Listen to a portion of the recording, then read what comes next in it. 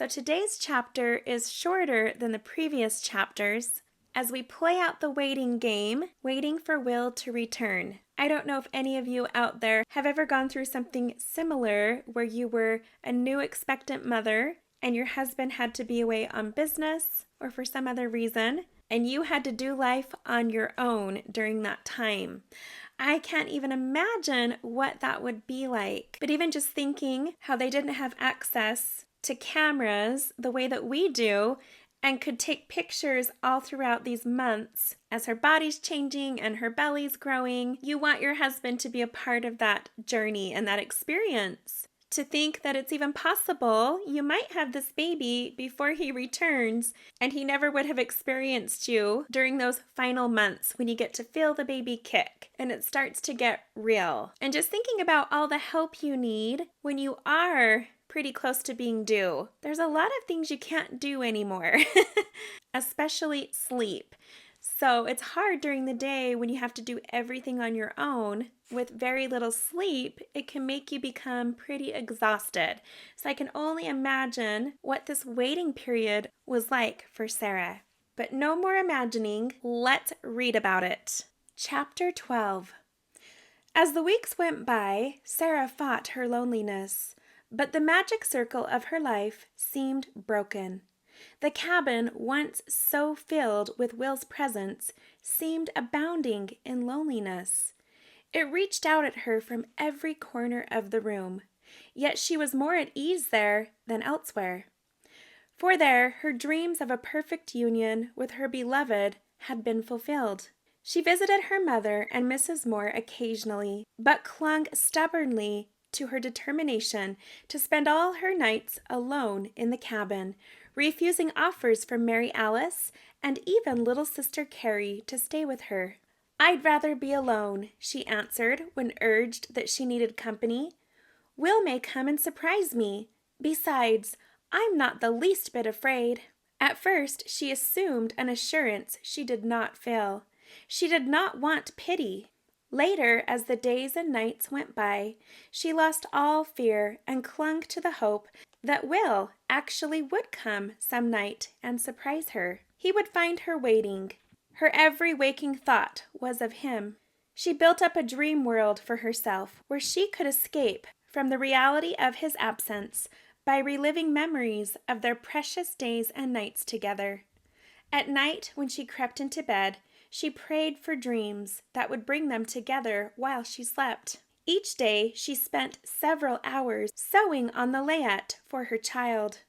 The dresses were long, elaborate creations after the fashions of day, with puff sleeves, tiny handmade tucks in yoke, bordered with exquisite feather stitching and tatting on edges, or sometimes knitted lace from fine linen thread. When Sunday came, she rested, attended church, and read from her Bible. She fasted on fast day and prayed constantly for Will's speedy and safe return. The summer was a hot, dry one. As the weeks went by, crops were poor and stunted because of the lack of rain, and would have died had they not been irrigated repeatedly by tiny rows of water taken from canyon streams and guided close to their roots by patient coaxing of those pioneers. It was they that first introduced irrigation to this country. Thus did they make the desert bloom like a rose. By the end of September, Sarah had finished the last article for her layette, even to the tiny, exquisitely quilted bonnet and blanket to match, made from the white challis dress that no longer fitted her larging figure, because she was so well proportioned, and also the fact that she carried her child higher than most. She was able to disguise her pregnancy longer than she had hoped, but toward the last she felt and looked like any other expectant mother, wretchedly uncomfortable, weary of waiting for relief that could not come too soon. Her face grew strained and pale, her appetite slackened, dark circles appeared beneath her eyes, partly from anxiety as well as pregnancy. Would Will never come? Impatience deepened into misery. She had heard from him but once during the whole time. That was when Phil had ridden down from Ogden, telling her he had been out to see his brothers, that they were well, working hard, and they expected to be through with the job before the end of the month. Phil had gained a little weight, which added to his good looks. Otherwise, he was the same sweet, shy lad of a year ago. Sarah's motherly instincts were again aroused toward him. "You're looking more like Will every day, Phil," she told him as the two walked along the road from Mrs. Moore's. "Thanks, Sarah.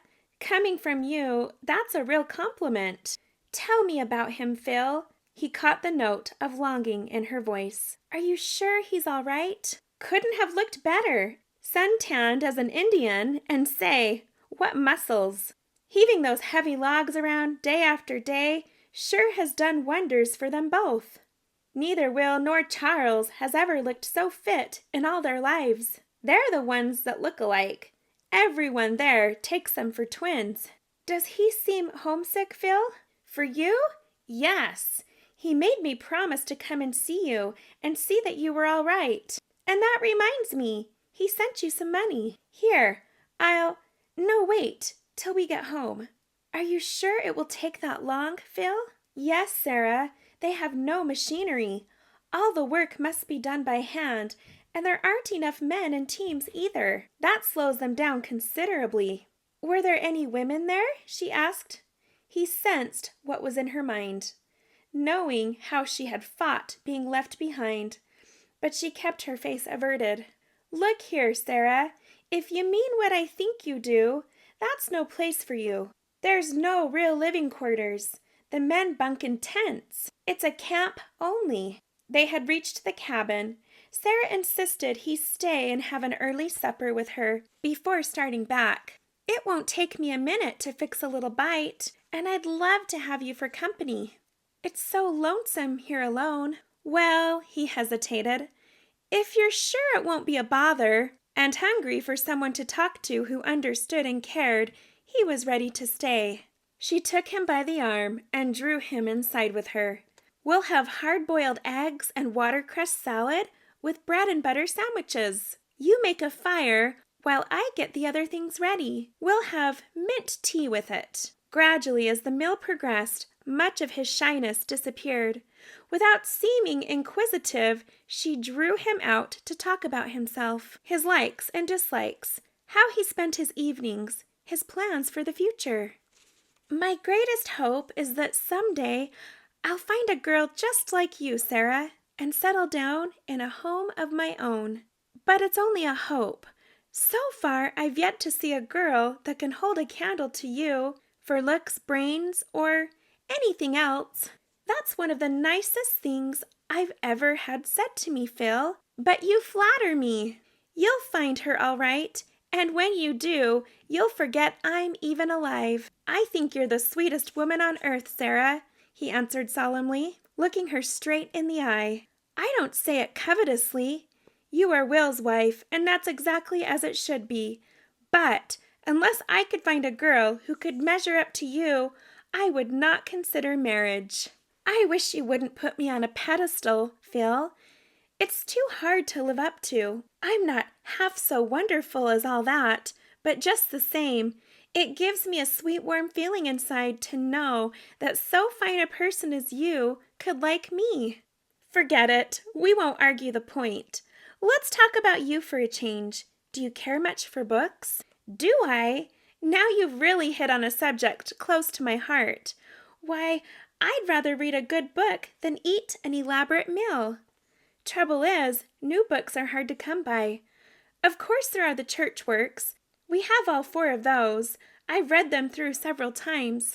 Ever read Jane Porter's Scottish Chiefs?" "No, I couldn't get a copy, but I read her Thaddeus of Warsaw and loved it. Uncle William loaned me his copy. He says he has a whole library of books in England. If he ever goes back, he intends to bring them here with him." "What others have you read?" "Just about everything Uncle has. There are a few Shakespeare plays, and Milton. I've never read anything else half so beautiful as his Paradise Lost and Paradise Regained. The part where Satan tempts Christ in the wilderness. His resistance to temptation is unequaled even in Shakespeare, in my estimation. That's true, but you see, fundamentally, Shakespeare was a dramatist, while Milton was a great epic poet. His blindness made him see deeper into the human heart and its suffering than would otherwise have been possible. Even after he was blind, he went on writing, creating great masterpieces for years and years. Oh, Phil, how interesting! To know all these things about the people whose books you read. But how? There was never any scarcity of books where we lived in England. The library was only a 10-minute walk from where we lived. I read everything I could about the authors and poets who interested me. Mother always went to the library first when she wanted to find me in a hurry. After finishing eating, they lingered at the table, each reluctant to break the charm of their new-found common interest. As she gazed at him across the table, it was as though she saw him for the first time. She glimpsed the charm behind that shy, modest exterior. I wish you lived here in Salt Lake. It wouldn't be half so lonesome if we could talk together occasionally. He gave her that rare boyish smile she had seen so seldom. That would be great, Sarah, but my work is elsewhere, which reminds me, I should be on my way, or I'll be writing half the night. Must you go so soon? He took her hand, holding it a moment between his own. His hands are exactly like Will's, she thought, as she felt their gentle pressure. I've enjoyed this evening with you more than I can express, Sarah. I'm going to borrow or buy a book or two and send to you to read very soon. The sun had set. It was almost dark in the cabin. She walked with him to the door and watched him mount and ride away. Long after he had disappeared in the dusk, she lingered, a faint half-smile on her lips, enjoying the new tenderness toward this boy who was Will's favorite brother. He's a dear, she spoke half out loud. Then, better light a candle and save the lamp and oil till Will gets home. Musing to herself, that boy's smart as a new buggy whip. A scholar and a gentleman. I like him a lot. After the boy's visit, she was able to bear her waiting with more fortitude. The wild impatience that had worn upon her spirit during the first bitter weeks was stilled, replaced by a new quality of endurance. Not until the latter part of September, and the fact that her time was drawing near, did her anxiety return. She stayed close to home except when forced to go for food or a short visit to her mother or Mrs. Moore. Will might come at any time now, and when he does, I must be here. One afternoon, while baking bread, she said to herself, he must come tonight. He must. He must. She thought she heard a sound and rushed to open the door. It was so warm inside. The cool air felt welcome on her flushed cheek. She looked anxiously up and down the street, but there was nothing. She caught up her shawl and hurried from the cabin. I'll go for some and be back before he gets here. Oh dear, when did I ever make my head save my heels? She thought impatiently. It was quite a walk to the marketplace, and she tired easily these days. She was forced to go slowly. It was near 4 in the afternoon when she returned. Upon reaching the step, she paused as she heard voices inside. She put forth her hand to push the door open. It was ajar. Then let her arm drop back to her side. Will's voice was saying, "My wife, you'd do the same thing." Then Charles's angry retort, "She was my sweetheart before she was your wife." She hesitated. Good heavens, they were quarreling, and it had something to do with her. Charles was saying, "No dang woman will ever make a yes man out of me. Look at the time we've wasted, almost an hour. Are you coming or not?" "She'll be here any minute. Be patient for once in your life, can't you? Sounds to me as if you were afraid of her," tauntingly. She felt a twisting of her heart and a chill, which she tried to ignore. She had seen no horses outside to warn her of their coming. Never once had she thought that Charles would come with his brother. She felt herself being engulfed in an atmosphere of foreboding, but she would not give in to such feelings. Instead, she forced her chin up, her head back, and walked in upon the two men. "Sarah!" they gasped in unison. Then Will was beside her as she was in his arms. She caught only a glimpse of Charles's grim, tired face as he shot past them. "I'll go for the horses," he muttered as he closed the door behind him. What does he mean?" she whispered in a voice strange to her own ears. "Don't look so tragic, sweetheart," Will answered. They walked to the bed, arm in arm, and sat down. He took her face between her hands and kissed her again. His arms tightened about her as he smiled at her upturned face. "By rights, we shouldn't have stopped at all. Our job will not be finished until tomorrow night. We received our pay yesterday and were sent to get some logs that are across the river, down near Black Rock. It's for the same man, and he paid us extra to do this job. If we go now, we can locate the logs tonight and start at dawn in the morning and be home by tomorrow evening." He felt her body stiffen in protest. No, you can't leave me again. You just can't. I need you so. I won't let you go, not tonight. Anyway, just stay with me tonight. That's all I ask. Try to think of it this way, darling. I'll be back with you in a matter of hours, not weeks or months, just this one night. I must go. We've been paid for this job. So the sooner I go, the sooner I'll return. Oh, please just stay tonight. I don't care how early you start in the morning." Even as she spoke, the sound of approaching horses greeted their ears. "That's Charles. I must go while we still have good light." Rising and drawing her up beside him, "Come, give me a real kiss that will last till I come back.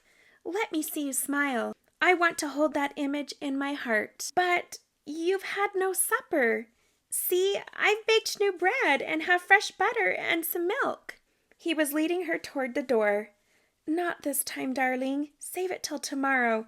We must be on our way now." He lifted his head at last from their farewell kiss.